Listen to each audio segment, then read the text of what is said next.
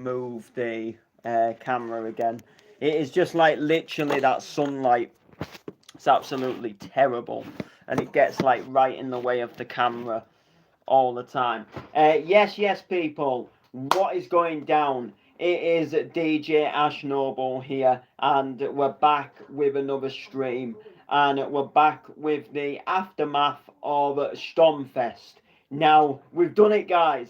We have finally done it. So, what we kind of well, as I say, we're always aiming to do it, but what we've done is we've topped any other gig that I've ever played. So, yeah, this is the Sturmfest aftermath. You're going to find out all about it.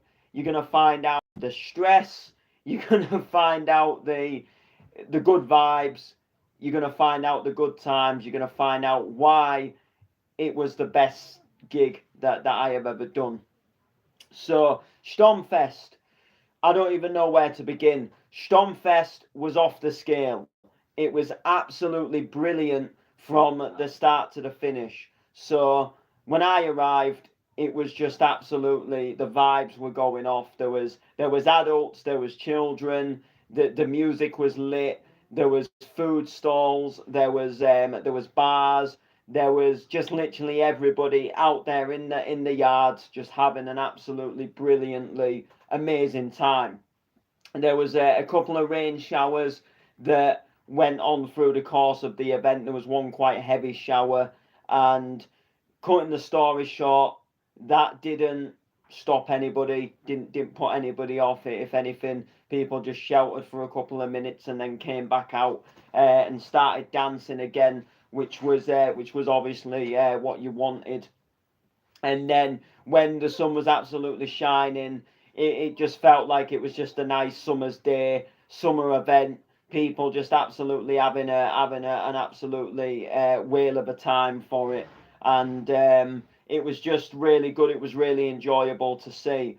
So I set off on a journey to Sturmfest yesterday, which was to be proven to be a lot more stressful and difficult than I actually first imagined.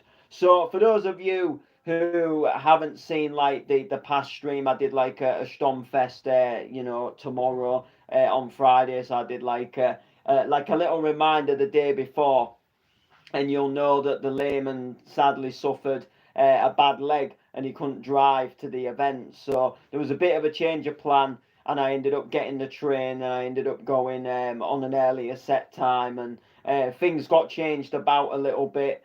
And the train journey was one of the most stressful train journeys that I have ever been on in my whole entire life. It was honestly going on the train, I've got to say, like 100%, like just was a complete regret. Like I was thankful because it got me to the festival and I was able to play a set time, but there was so many like twists and turns and so many like different things that was happening. So for starters, I when I found out obviously the layman's leg was sadly not going to be well enough, and he said, "Look, I'm going to pull out. I can't do the event." And then we sort of we looked at the train times and we booked the train, and we sort of decided to go on the train. Like I just found like a time and like right, I leave Hull there, get to Kettering at that time, blah blah blah. Sorted it out, booked it, didn't even think anything more of it. And then it got to late at night, so it was like I was just getting ready to like hit the hay and stuff. And I thought I'll just have I'll have a look around and I'll just have a check like where my train's stopping, where I need to change, etc. To then find out that there was no train from Hull, and you actually had to get on a bus to start off with. So there was a replacement bus that was replacing the railway. So this alternatively like panicked me instantly because the train line app, it wasn't telling you any information regarding the bus. All it literally said was bus, what time to get the bus, and what time the bus arrived in Goole to then get a train. Didn't tell you what bay to get the bus from, didn't tell you any information about the bus apart from the time to get it and the time it would arrive at the destination. And I was thinking it's not telling me anything, so how do I even know where I'm going to start off with, which is like an absolute pain in the backside. So I decided that, look, the only thing I can do is go down to the station a little bit earlier, and the station might tell me a little bit more as opposed to, where to go for the bus. And I got to the station a little bit earlier, and I've got to big the train station up. They were actually like really helpful, and they just was really clued up on sort of diverting people who needed to get that bus essentially, and telling people where to go. And there was like screens as well that was telling you, look, about replacement buses and stuff. So they were kind of clued up on like getting people to where they needed to be. I just kind of wish like for someone like myself using the app, I just wish the app had have like told you a little bit more about like what you're doing and where you're going. So that kind of stressed me out. I was a little bit panicky overnight, a little bit like thinking, what if, I don't know where to get this bus, or what if there actually isn't an actual bus, and the app's just telling you that because that's what would normally happen, and, they haven't actually put a bus on. And anyway, the train station was helpful, so I got a bus to Goole. And the bus journey to Goole was very boring but very interesting at the same time, because the weather was like literally the weather was like I'd never seen it before. So like 1 second it was absolutely pissing it down, and then the next second it was like bright sunshine, and then all of a sudden it would be raining again, and it was like just changing from rain to sunshine like so quick. It was coming down the A63, which leaves Hull towards the M62, and like literally we left Hull and there was like bright sunshine, and just as we drove onto the A63, it was almost like going through a portal into like this land of grey. And then all of a sudden it was absolutely like hammering it down, and like it was almost like there was a flood of water coming off the side of the, coming down the side of the bus. And then the next minute it's like you'd gone back through the portal to sunshine again. It was almost like you was in a video game and someone was like pressing a button to make it rain, and then a button to make it sunny. Like in Minecraft where you can change the weather from rain to sun. That is like literally what it was. And then we get to go, and a little bit of time to spare for the train, which was a little bit panicky. And literally I got off the bus, and it was absolutely hammering it down. I had a coat with me, but I didn't have it on, and it was tied around my waist. And we was like literally about 3-4 minutes before the bus actually set off. So I had to get before the train set off. So I had to get off the bus. I had to like literally make a run and a dive for the train, to make sure that I'd get on the train in time. So that was obviously in itself, that was obviously a little bit of a, that was annoying in itself. And then the train went all the way to Sheffield, and then I had to change at Sheffield, and I had to go all the way to Leicester. So I get to Sheffield, and I'm literally, just change at Sheffield, jump onto a train that was actually a really horrible train. It was just like the like speaker for the tannoy was like really crackly and dodgy. There was nowhere to really sit. It felt like there was like lack of information on like where on like about the train, and then at certain stations like only certain doors of the train were opening, and it was really hard to like navigate and know sort of like what you was doing and where you was. So we got the train all the way to Leicester, and then I jumped on another train that was just pretty much the same train, but it had like a better tannoy speaker that wasn't crackling and cutting out, and it went all the way from Leicester to Kettering, which that was only about sort of like 25 minutes or something like that. It was literally about the distance of getting a train from Hull to Driffield essentially, which wasn't too bad. It stopped off at a place, I can't remember what it was called. It was like a couple of stops, and then it was Leicester. But like the stops were very close between, and the journey just wasn't that long. So I got to Kettering anyway. It was like I said, it was like a 9-minute walk to get to the yards, but I think I like walked it a lot quicker than that. It was actually like really really close, to be honest with you. Just literally like straight up a road across a road, and then like up another little road, and you're in the Kettering Centre, and it was just over to the yards, which was in the centre. So that was really good. So then all the vibes of the festival happened.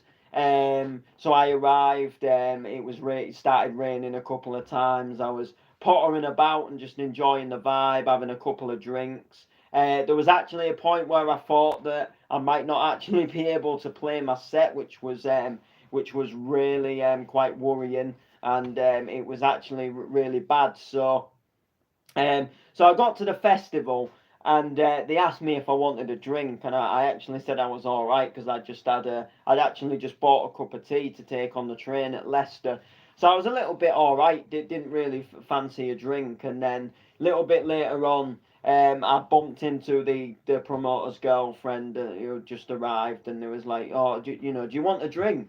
And then I thought, all right, yeah, go on, then I'll have a drink. And I said, I'll just have a bottle of water. Felt like, a nice bottle of water will go down nice. There's these like little buckets, like big like bin buckets, and they're like full of water and ice, and they've got all like chilled drinks in them, and they've got like a mixture of everything in.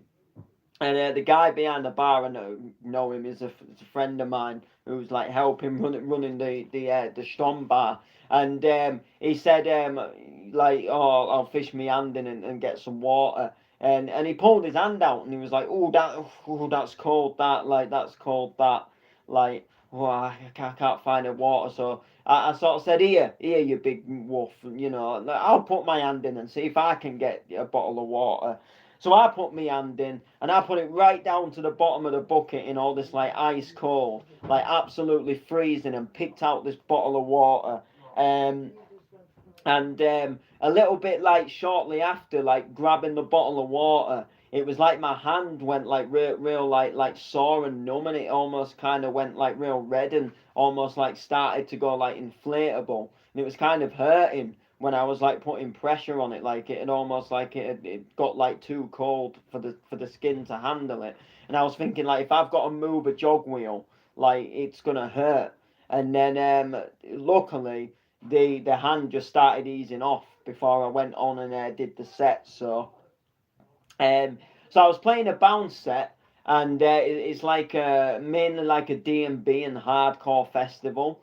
So I was kind of a little bit like, oh, how's D&B gonna go at an event like how's bounce gonna go at an event like this?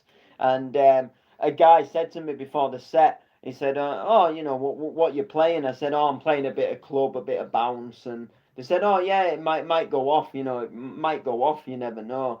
And I think really thinking like, is it gonna go off? Like, I'm not entirely sure. Like, it was one of them sort of nerve-wracking moments because you're coming on and playing something completely different to what anybody else is playing, and it's that moment where you could just empty the whole entire yards, or you could keep a crowd, or you could like have a few that'll stay and then quite a lot that'll leave. And it was like it was a little bit nerve wracking, and I'm not gonna lie, I had quite a lot of nerves before the set because I'm thinking like, if I empty the dance floor, like I'll be known as like club emptier and not club filler. So I was a little bit weary, but I was still looking forward to the set, and I thought all I can do is go on and sort of like do my best. So I went on and I just completely scrapped the set that I'd planned, and just decided to find like and read the crowd a bit and find like what are they gonna like, and what are they gonna enjoy. So I did, and I went on the set, and like I say, I don't like to sound big-headed. I don't like to big myself up, like, to be something that I'm not, but I absolutely smashed the set and they absolutely loved it. So I started off with the intro track that I'd planned in the plan set, and then I just sort of thought, right, we're gonna scrap whatever's next, and we're just gonna go with like loads of like like well-known sing-alongs, and some really good stuff. So I started off with it's Uplift. It's called Rock the Industry, and it's got the sample out of that movie, Human Traffic. So the weekend has landed. All that exists is clubs, drugs, pubs, and parties. and then it has like it's a mashup of two trance tracks. It's Lethal Industry by Tiesto, and it's DJ Jean the Launch, and mashed up together. And it's a nice little track. It was a nice little opener. And then I went straight into Cheese and Pitch Invader with Anthem. And then I just went into stuff like, like Hashem, You've Got My Lizard. So that's like a really good remix of like Sandy B, Make the World Go Round, Charisma, Let Me Show You. And, and it has or You've Got the Love, so it's got the You've Got the Love vocal on it. Then there was Benjamin, Sweet Child of Mine. There was loads of great sing-alongs like Heaven Is a Place on Earth, some Critical Mass stuff, and the whole place just erupted. It went off. People was singing, people was dancing, people was filming, and people was just absolutely, some of the drops were unexpected, some of the sing-alongs were just having people singing, and it was almost like people were shocked as well, like they just couldn't, like there was like, oh my god, like what a tune, and then there was like As If, and then like everything. I played Lee Pollitt and Alan Ben's remix of The Prodigy, Out of Space, and that erupted and went off. People was loving that, and it was just that, people was just absolutely buzzing off of the whole entire set. It was really good, and the feedback I've had from it as well has been unreal. Like, I've been helping people that have been going through a tough time with that set. So like there was someone who had been going through a tough time and was actually like debating not coming to the festival because of what she'd been going through, and then she came and then she saw me, and it lit her whole mood up, and then I played this set, and it like cheered her up, and I absolutely smashed it. And then there was other people there, like, like Watch Your SoundCloud, and then there was people like one of the other DJs said like, you actually smashed your set, and he texted me and he said, look, I read the crowd really well, and just getting that real nice feedback was just awesome. And for me, like, just the amount, it was one of the biggest crowds I played for. The place was absolutely rammed, because I ain't gonna lie, and I don't hate it, I don't dislike it, but I do a lot of like opening sets in second rooms, and I do a lot of like events that don't necessarily get that busy, or they don't have the reach, or if I do, like I say, if I do play like a decent event, I'm on like a really early time in the second room, like, and I just, and I don't mind doing that, because I just love playing, and it's an opportunity, it's a chance, and I enjoy everything that I do, and I love music. It's not just about playing for a big crowd as such, but it would be nice to start getting them opportunities to play like just a few later times, and that festival was going off, and if anything, like, it was a challenge for me as well, like, because I was playing to an event that has never really been bounce related. They don't normally play like really any bounce sets, and a lot of people are like D&B heads and like garage heads, and they like a bit of hardcore, but they're all about their D&B sounds, and they like a bit of tech house and pumping house, and like going into a full on like donk set, it's not necessarily, aimed to be their cup of tea. So the fact that, I had to read the crowd and I still made it, to go off, it was a challenge for myself, but I seemed to pull it off. And once I sort of got into that first track, and I think what it was for me, because the intro track starts on like a breakdown, so when it like builds up and it first drops and you hear that donk, that's when you kind of wonder, like, is it going to go off? And people seem to enjoy it. And then it was just like, as the set went on, more and more people seemed to get into it, and people was just proper buzzing for it, and people was like, they was loving the fact that I was loving it. So it was like a really good challenge in that sense, and I really enjoyed just playing to that bit of a bigger crowd, and playing that more for experience. It was something that, for me, it's something that I'll cherish for the rest of my life. Like, I am honoured that Peter Funk Dubious, that he got me on board for the second year round, and he had me down at the festival. And the good thing as well is people remembered me from the previous year as well, which was an enjoyable thing. And now I kind of feel gutted that it's over. I feel like, you know what, like, we've got to wait a whole year for the next one. but it'll be worth the wait. Like, it's like 1 year, but it's like such an amazing, it's such a special day that it's just obviously one of them things that, it was just one of them things that, like it was well worth the year's wait.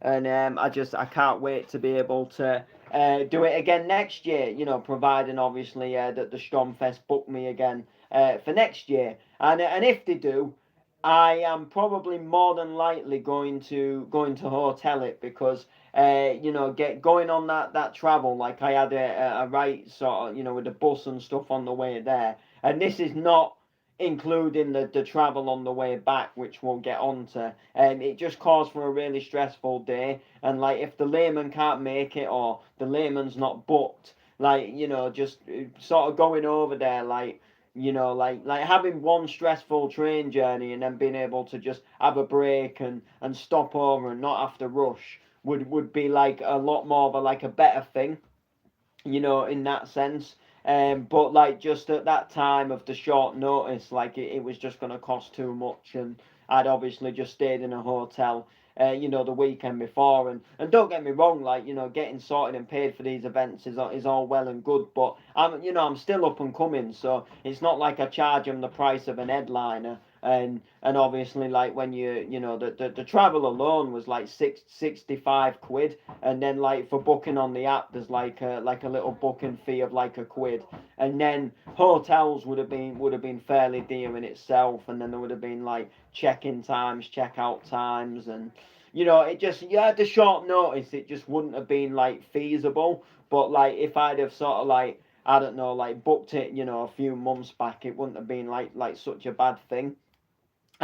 So next year, like, if they do have me back, which even if they don't, I think I'd more than likely, probably, providing I wasn't booked anywhere else, I think I'd like more than likely still go down to the festival, because it's just such an enjoyable vibe. And I'd love to go and see everyone again, and just enjoy it and hopefully party with them for a bit longer. So I did my set, got loads of nice feedback, chilled out for a little bit and sort of cooled off, because like, I wasn't like absolutely sweating, but I'd obviously jumped around a little bit. I couldn't jump around too much because I was on like a wooden outdoor stage, and some of the wooden planks were a little bit wobbly, and I thought, if I jump around too much, like, I don't wanna go through the wood and all the equipment, obviously, to come crashing down, and, or wires to bend and snap and things to break. So I just thought, I'll keep it minimal, but still try and look like I'm having a good time. Which, I was having a good time, but I just, me, I love to jump around more, I love to boogie around, and get right into it, and and stuff like that. And there was just a few like little wobbly wooden planks that, I didn't really want to do it, to be honest. If I knock something down, like, that's on me. And then they'll be looking for me to like cover and repair like musical equipment that's probably going to cost a fortune. So I ain't going to be the one to do that. So I chilled around for a bit, and then I made my way back up to the Kettering train station to start a long ass boring journey home, which turned stressful. It turned really, really stressful. So I'm stood in the Kettering train station, and I just have a quick check on my phone app for the trains, the times, what times I'm changing, to find out that when I go back to Sheffield, the train from Sheffield to Goole has been cancelled, and it was the last train at night.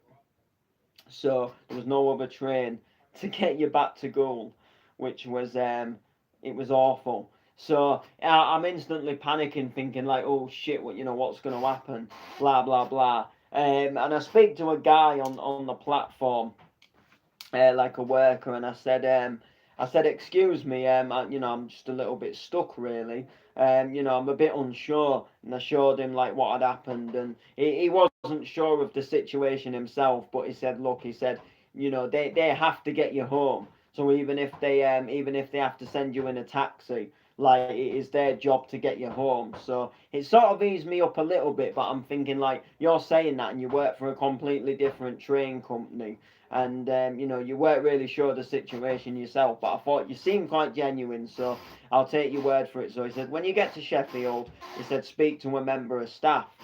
So I get to Sheffield, and as I'm getting off at Sheffield, there was like a tannoy announcement, and it was something about the cancelled train. It was something about it, but it was like really quiet, and I just got off the train and like sort of caught the back end of it, so I didn't really know what it was saying. So I sort of hunted around to find a member of staff that obviously could help me out, and I spoke to a couple of people who was a little bit unsure, and one of them said, look, the only thing you can do is jump on this train. You know, it says on this billboard here, it says jump on this train to Doncaster for all, you know, and then there'll be more inquiries at Doncaster about how you can get to Goole. And I'm thinking, yeah, that's all you know, fair and well and fair and dandy, but it's not Goole I actually need to get to. It's, you know, I need to actually come back to Hull. The reason I was going to Goole was because I was supposed to be on a coach from Goole that would take me back to Hull. So it's all right, you know, saying, look, get you to Goole, but then what if I get to Goole and then there's like no way I could get back from Goole to Hull? So I jump on this extended train that goes, you know, like to Mexborough and goes to all these other different little places in between, like Doncaster and Sheffield, and arrive at Doncaster to find out, thankfully, that there was a minibus that had been put on, so you could get from Doncaster to back to Hull on this minibus, and it would call round by Goole. So that was all fine and dandy, and I eventually got home about 1:30 in the morning. So the journey side of things was definitely not the best thing, and it was like by far just quite you know, like quite stressful, just like having to work out, like, you know, right, this has happened, so what's happening now, you know, what's going to be in place. But luckily,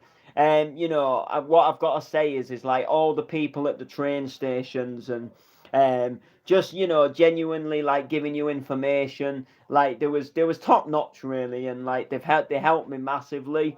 You know, they couldn't have been like any more helpful, so that was like a really, and you know, that was like a good thing. You know, they couldn't have been any more helpful in that sense.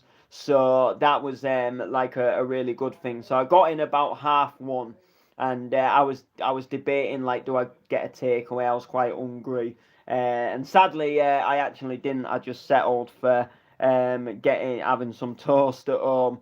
The minibus driver, he actually dropped me off on Anlaby Road, which was like right near my house. I thought, you know, if he actually goes into town and goes into the station, I'll go to a kebab shop in town that stays open and I'll grab some, because I was quite hungry. But then when he dropped me off nearer to home, I thought, I'm kind of glad, because, you know, I was tired, and you know, I was feeling a little bit sort of like, you know, like I was ready for my bed as well, and I was ready for you know, to get home and have a warm drink and stuff. And then I did think, well, do you know what? Like when I get in, like if everybody's still up, I might ring up a takeaway, or something like that. But it was getting quite close to the takeaway closing that I would have rang up for a delivery, and then I just thought I'll make a bit of toast and go to bed. So I did.